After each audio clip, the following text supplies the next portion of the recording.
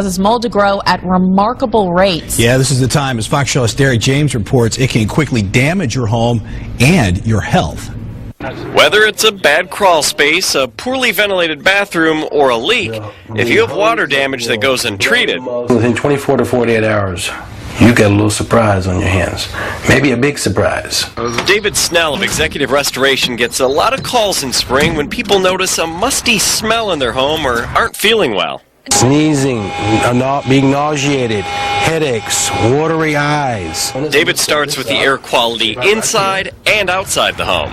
The inside spore count, if it's higher than the outside, we've got some serious concerns. Mold is growing behind your walls. It can be very hard to find, often impossible without the right equipment. David uses an infrared camera to find moisture inside the walls. You might have a gutter issue there. The source of a mold problem is often outside. David recommends using a downspout gutter extension.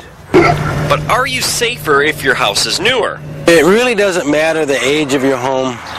We can all have water damage issues. The key is to fully remove the damage quickly, because if you don't, your problem will continually come back. Derek James, Fox News.